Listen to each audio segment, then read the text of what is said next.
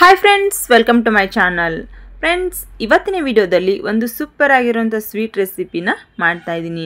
ಈ ರೆಸಿಪಿನ ಮಾಡೋದಕ್ಕೆ ನಾನಿಲ್ಲಿ ಕುಂಬಳಕಾಯಿನ ತೊಗೊಂಡಿದ್ದೀನಿ.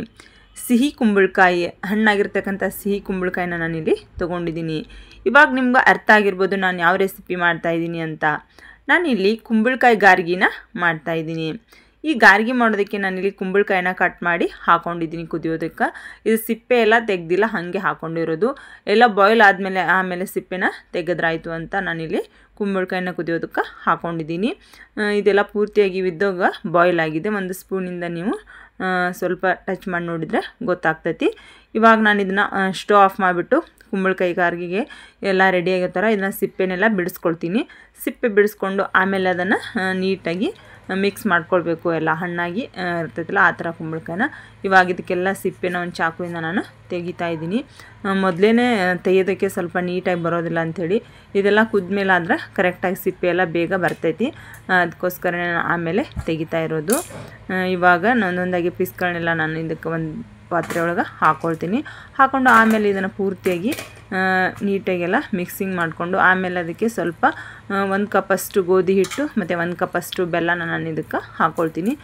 ಬೆಲ್ಲನ ಮೊದಲೇ ಜಜ್ಜಿ ಎಲ್ಲ ಪುಡಿ ಮಾಡಿ ಇಟ್ಕೊಂಡಿದ್ದೀನಿ. ಇದು ಸ್ವಲ್ಪ ಇವಾಗ ಇದರಲ್ಲಿ ಸ್ವಲ್ಪ ನೀರಿನ ಅಂಶ ಇದ್ದರೆ ಇದನ್ನೆಲ್ಲ ತೆಗಿಬೇಕು. ಸ್ವಲ್ಪ ನೀರಿನ ಅಂಶ ಕಡಿಮೆ ಇದ್ದರೆ ಹಾಗೆ ಬಿಟ್ಕೊಳ್ಬೇಕು. ಇದಕ್ಕೆ ನೀರೆಲ್ಲ ಹಾಕಕ್ಕೆ ಹೋಗ್ಬಾರ್ದು, ಅದರಲ್ಲೇ ನೀರಿನ ಅಂಶ ಇರ್ತೈತಿ. ಅದರೊಳಗೆ ನಾವು ಹಿಟ್ಟು ಮತ್ತು ಬೆಲ್ಲ ಎರಡನ್ನೂ ಹಾಕಿ ಮಿಕ್ಸ್ ಮಾಡಿದ್ರೆ ಅದು ನೀಟಾಗಿ ಕರಗ್ತೈತಿ. ಇವಾಗ ನಾನಿಲ್ಲಿ ಎಲ್ಲ ರೆಡಿ ಮಾಡಿ ಇಟ್ಕೊಂಡಿದ್ದೀನಿ. ಇದಕ್ಕೆ ನಾನು 1 ಕಪ್ಪಷ್ಟು ಗೋಧಿ ಹಿಟ್ಟನ್ನ ಹಾಕ್ಕೊಳ್ತಾ ಇದ್ದೀನಿ. ನೀವು ಮೈದಾ ಹಿಟ್ಟು ಬೇಕಿದ್ರೂ ಹಾಕ್ಕೊಳ್ಬೋದು. ನಾನಿಲ್ಲಿ ಗೋಧಿ ಹಿಟ್ಟನ್ನ ಯೂಸ್ ಮಾಡ್ಕೊಂಡಿದ್ದೀನಿ. ಮತ್ತು ಸ್ವಲ್ಪ ಬೆಲ್ಲ ನೋಡಿಬಿಟ್ಟು ಹಾಕ್ಕೊಳ್ಬೇಕಂಥೇಳಿ ಎಲ್ಲನೂ ಒಮ್ಮೆಲೆ ಹಾಕ್ಕೊಂಡಿಲ್ಲ. ಕರೆಕ್ಟಾಗಿ ಆದಮೇಲೆ ಉಳಿದಿರೋದನ್ನ ಹಾಕ್ಕೊಳ್ಬೇಕು, ಇಲ್ಲಾಂದ್ರೆ ಗಟ್ಟಿ ಆಗ್ತೈತಿ ಭಾಳ ಅಂಥೇಳಿ. ಇವಾಗಿದು ಮಿಕ್ಸಿಂಗ್ ಆಗ್ತೈತಿ. ವಡಿ ಹದದೊಳಗೆ ನಮಗಿದು ರೆಡಿ ಆಗಬೇಕು. ಬೆಲ್ಲನೂ ಅಷ್ಟು ಭಾಳ ಜಾಸ್ತಿ ಹಾಕಬಾರ್ದು. ಜಾಸ್ತಿ ಹಾಕಿದರೆ ಎಣ್ಣೆ ಒಳಗೆಲ್ಲ ಒಡೆದು ಹೋಗ್ತಾವೆ. ಅದಕ್ಕೆ ಸ್ವಲ್ಪ ಕಡಿಮೆನೇ ಹಾಕ್ಕೊಳ್ಬೇಕು. ನಾನು ಸ್ವಲ್ಪ ಇಲ್ಲೇ ಬೆಲ್ಲನೂ ಕಡಿಮೆನ ಹಾಕ್ಕೊಂಡಿನಿ. ಎಲ್ಲ ನೀಟಾಗಿ ಇದನ್ನು ಮಿಕ್ಸ್ ಮಾಡ್ಕೊಳ್ಬೇಕು. ಹಿಟ್ಟು, ಬೆಲ್ಲ ಮತ್ತು ಈ ಕುದಿಸಿರುವಂಥ ಕುಂಬಳಕಾಯಿ ಎಲ್ಲ ನೀಟಾಗಿ ಮಿಕ್ಸ್ ಆದಮೇಲೆ ನಾವು ಇದನ್ನು ಆಯಿಲ್ ಹಾಕಿಬಿಟ್ಟು ಫ್ರೈ ಮಾಡ್ಕೊಳ್ಬೇಕು. ಆಗ ಭಾಳ ಟೇಸ್ಟಿಯಾಗಿರುವಂಥ ಗಾರ್ಗಿ ರೆಡಿ ಆಗ್ತವೆ. ಮಕ್ಕಳಿಗಂತೂ ಈ ಕುಂಬಳಕಾಯಿ ಪಲ್ಯ ಅದು ಮಾಡಿದರೆ ತಿನ್ನೋದಕ್ಕೆ ಇಷ್ಟ ಪಡೋದಿಲ್ಲ. ಆಗ ನಾವು ಈ ಥರ ಮಾಡಿ ಕೊಡಬಹುದು. ಕುಂಬಳಕಾಯಿ ಬಹಳ ಹೆಲ್ದಿ ಫುಡ್ಡು ಆಗಿರ್ತೈತಿ. ಇದರಲ್ಲಿ ಸಾಕಷ್ಟು ಪ್ರೋಟೀನ್ ಕೂಡ ಇರ್ತೈತಿ. ಇವಾಗ ಆಯಿಲೆಲ್ಲ ರೆಡಿ ಆಗಿದೆ. ನಮಗೆ ಬಿಸಿ ಆದಮೇಲೆ ಸ್ವಲ್ಪ 1-2 ನಾನಿಲ್ಲಿ ಮೊದಲು ಹಾಕ್ಕೊಳ್ತಾ ಇದ್ದೀನಿ.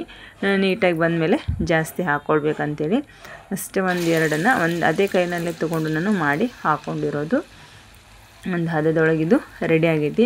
ಭಾಳ ನೀರು ಕೂಡ ಆಗಬಾರ್ದು. ಸ್ವಲ್ಪ ಮಿದು ಜಾಸ್ತಿ ಆದರೆ ಆಯಿಲ್ ಜಾಸ್ತಿ ಹಿಡ್ತೈತಿ. ಹಾಗಿದ್ರೆ ಅದಕ್ಕೆ ಇನ್ನೂ ಸ್ವಲ್ಪ ನೀವು ಗೋಧಿ ಹಿಟ್ಟನ್ನ ಹಾಕಿ ಸ್ವಲ್ಪ ಗಟ್ಟಿ ಮಾಡ್ಕೊಳ್ಬೇಕು. ಭಾಳ ಮಿದು ಆದ್ರೆ ಎಣ್ಣೆ ಎಲ್ಲ ಜಾಸ್ತಿ ಹಿಡಿದ್ಬಿಡ್ತೈತಿ, ತಿನ್ನೋದಕ್ಕೆ ಆಗೋದಿಲ್ಲ. ಆಯಿಲಿ ಅಂತ ಅನಿಸ್ತೈತಿ. ಇವಾಗ ಒಂದು ಹದದೊಳಗಿದು ರೆಡಿ ಆಗಿದೆ. ನೋಡಿ ಫ್ರೆಂಡ್ಸ್, ಎಷ್ಟು ನೀಟಾಗಿ ಬಾಯ್ಲ್ ಆಗ್ತಾಯಿದೆ. ಮತ್ತು ಬೆಲ್ಲ ಕೂಡ ಕಡಿಮೆ ಆಗಿದೆ. ಬೆಲ್ಲ ಕೂಡ ಜಾಸ್ತಿ ಆದರೆ ಆಯಿಲ್ ಒಳಗೆಲ್ಲ ಒಡೆದು ಬಿಡ್ತಾವೆ ಗಾರ್ಗಿ.